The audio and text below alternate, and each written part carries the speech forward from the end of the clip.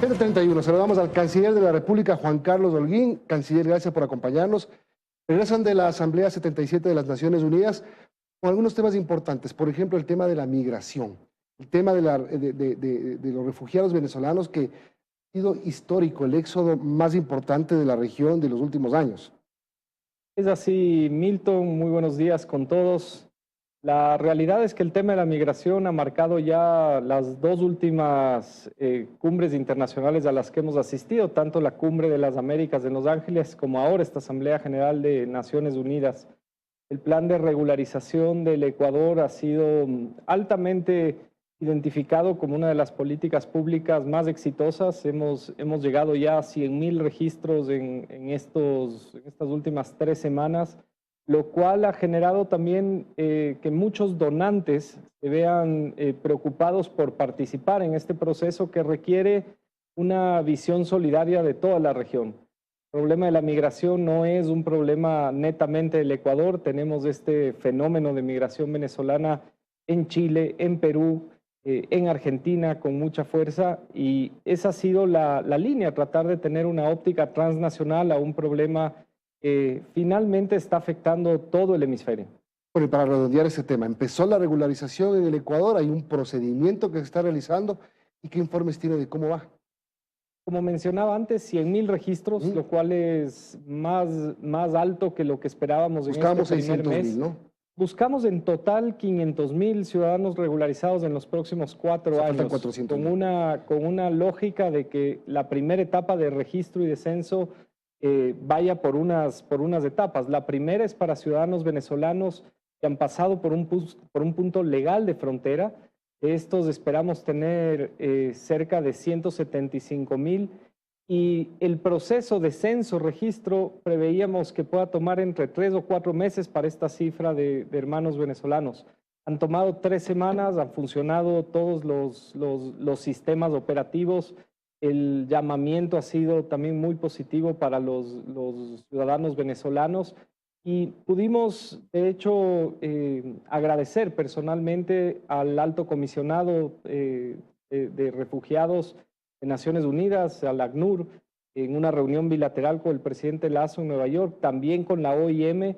Y como menciono, lo importante de esto es que muchos países han tomado la decisión de apoyar el plan de Ecuador. Ecuador necesita la solidaridad no solamente a nivel técnica, sino también económica, porque un plan de regularización de estas características requiere muchísimos recursos públicos. Estados Unidos acaba de anunciar el viernes pasado en el marco de la Asamblea General de Naciones Unidas un gran fondo para ayudar a los países que tienen migración, este tipo de fenómenos migratorios, y Ecuador será uno de los destinatarios de esos fondos. Señor Canciller, buenos días. Y pasa algo curioso, ¿no? En estos días donde en Venezuela hay una campaña también donde dicen que ya lo peor ya pasó, una campaña del gobierno, y eso hemos visto en imágenes internacionales que está llevando a que ciudadanos venezolanos decidan regresar a su país. ¿Se siente también ese movimiento? Quizás tiene informes, reportes de acá del Ecuador, más bien de venezolanos que estén decidiendo dejar el Ecuador para retornar a Venezuela.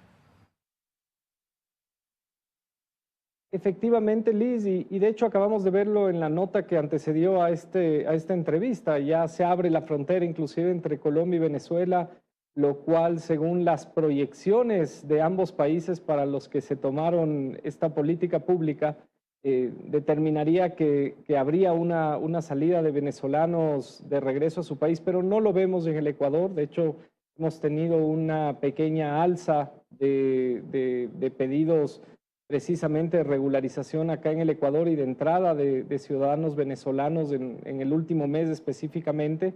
Es un tema que revisamos periódicamente con la OIM, con ACNUR. Un tema que también nos preocupa es que ha habido un aumento del pedido de refugio de ciudadanos colombianos en la frontera con el Ecuador, especialmente en los meses de julio y agosto, y estamos trabajando por eso con una alta prioridad al esquema de movilidad humana, porque este tipo de migración, como menciono, requiere otro tipo de componentes, y la ayuda internacional, la cooperación es vital para hacer frente a este fenómeno. Ahora, y ese marco también de la Asamblea 77 fue el escenario para que el presidente Lasso tocara las puertas nuevamente para pedir cooperación también en esa lucha contra el crimen organizado. Él decía que a su gobierno le ha tocado inaugurar y hacer frente a este tipo de crimen, ¿no? ¿Cuál va a ser quizás o cómo fue ahí la reacción? ¿A qué apela el presidente específicamente? ¿Qué espera recibir? Porque no es la primera vez que como gobierno pues hacen ese llamado público, ¿no? Como lo mencionamos cuando estuvo acá la semana previa a nuestro viaje a Naciones Unidas, la general Laura Richardson en el Ecuador, hemos entregado la estrategia integral de paz y de seguridad ya a algunos países que han buscado también ser parte de todo este proceso. Uno de ellos es Estados Unidos, que indudablemente se convierte en nuestro cooperante en seguridad más importante. A raíz de la visita de la general Richardson al Ecuador, hemos tenido la semana pasada, en el marco de Naciones Unidas, reuniones con varios miembros del gabinete del presidente Biden. Ellos conocen ya del plan. A nivel técnico, paralelamente, esperamos en los próximos días la visita de seguimiento del equipo de la general Richardson y del general Hawkinson para que conjuntamente con el ministro de Defensa, Luis Lara, y con sus equipos puedan trabajar en la planificación técnica del documento. El llamado que se hizo en el marco del discurso del presidente Lasso en la Asamblea General responde a esta visión que la venimos insertando desde hace algunos meses. La lucha contra los carteles y las estructuras criminales transnacionales solo puede darse desde una óptica transnacional. Para esto tuvimos además reuniones bilaterales con algunos países que son hoy recipientes del problema. Y veíamos el último informe de la Oficina de Naciones Unidas contra las drogas y otros delitos, se manifestaba ya que, por ejemplo, el destino Europa es casi igual al destino Estados Unidos para países como Ecuador. La lógica ha sido ampliar esta aproximación que tenemos solo con Estados Unidos para que en la lucha contra las estructuras criminales tengamos a Unión Europea y Estados Unidos. Avanzamos bien. Creo que los problemas que se despiertan desde las estructuras criminales transnacionales que llevan cocaína son muchos otros. La migración riesgosa, que ha sido un fenómeno que precisamente en los días previos a la Asamblea General despertó en Estados Unidos una gran crítica y un gran diálogo nacional. Y nosotros estamos allí para poder aprovechar este contexto y trabajar sobre todos los fenómenos de manera unificada. Sé que me va a decir a lo mejor que más detalles me debería dar otra cartera de Estado, pero quiero aprovechar para preguntarle también, tocaron la puerta de Israel en su momento y han pasado ya meses y el país a lo mejor dice cuáles son los resultados concretos, ¿no? Se ofreció ayuda también para hacerle frente a ese crimen organizado que se debía materializar en capacitación, en equipamiento, en tecnología. Puedo contestar, Liz, en lo inherente a lo que Cancillería tiene que ver en ese proceso. La buena noticia es que se adelantó ya todos los esquemas de acuerdos gobierno a gobierno. Son instrumentos que se los conoce como G2G, precisamente porque de gobierno a gobierno nace el resto de la compra de capacidades que tenemos como necesidad para nuestras fuerzas públicas. Ya se han elegido esas capacidades, en su momento las carteras inherentes precisamente a los temas de seguridad y de defensa del Estado darán a conocer qué capacidades son las que van a llegar al Ecuador, y yo creo que estamos cerca a consolidar no solamente un apoyo a nivel de instrumentos documentales, sino que lleguen al Ecuador esas capacidades que necesitan nuestras fuerzas públicas para hacer esta lucha contra las estructuras criminales. Yo también le quiero preguntar algo que a lo mejor me responda, que es otra cartera de Estado la que tiene que responderme, pero el tema de México, la declaración del presidente López Obrador de hace pocos días, que acepta que hay 3 productos de estrella del Ecuador, banano, camarón y atún, que impiden que se selle el acuerdo comercial con México. Pasado día viernes estuve en el marco del Consejo de Seguridad de Naciones Unidas, teníamos una reunión, los nuevos miembros, los miembros salientes, y pude conversar largamente con el canciller Marcelo Ebrard minutos después de que el presidente López Obrador hizo esta declaración en la conocida mañanera.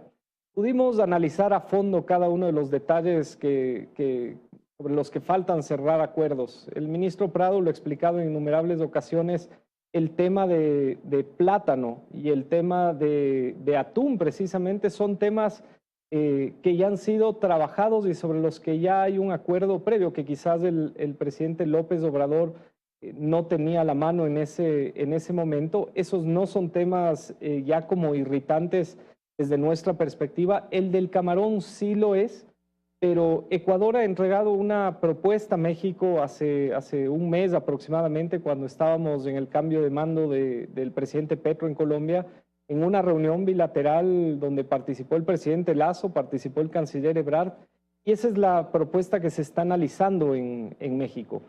Yo respeto plenamente también los tiempos de los intereses políticos que tiene México. Nosotros también aquí haremos respetar nuestros intereses si es que vendría una contrapropuesta que afecte precisamente a alguna de las industrias en nuestro país, pero tenemos expectativa de que vamos a llegar a un acuerdo, al menos desde el punto de vista diplomático, político. Yo lo siento así. El presidente López Obrador ha manifestado públicamente la necesidad de que el comercio entre países de América Latina crezca, sea más fluido, y eso tiene que tener coherencia con esta posibilidad de tener un acuerdo bilateral. Pero esto podría, lo que dijo el presidente López Obrador y lo que usted reconoce que en determinados puntos sí es cierto, puede retrasar la intención de firmar este año y de entrar a la Alianza del Pacífico. Digamos, los plazos por lo menos sí se retrasan. Por supuesto que se retrasan porque, mire, la próxima cumbre de Alianza del Pacífico será en el mes de noviembre. Hay una votación unánime de todos los países de ya invitar al Ecuador como miembro pleno a esa cumbre. Sin embargo, si nosotros no tenemos nuestro acuerdo bilateral con México antes del mes de noviembre, no asistiremos a una cumbre. Estamos hablando de cuestión de 4 o 6 semanas máximo. Ahora, esperamos que dentro de esos marcos de tiempo, sin que esto genere una presión a tomar una mala decisión algunas de las partes, lleguemos a un entendimiento. Hay una gran relación con México, muy fluida. Yo puedo dar fe de que tengo casi una reunión semanal, una conversación semanal con el canciller Ebrard por este y por muchos otros temas. México ha sido un cooperador importante también para los temas de seguridad y los temas de migración riesgosa en frontera. Nosotros tenemos expectativa de que este espíritu de integración latinoamericana se va a ver reflejado en ese acuerdo que es bueno para todas las partes. Ojalá concluya bien y pronto. Gracias, canciller, por habernos acompañado. Muchas gracias, Milton. Gracias, Liz, y un saludo a todas y todos los ecuatorianos. Juan Carlos Holguín, canciller de la República. Vamos a hacer una pausa y regresamos.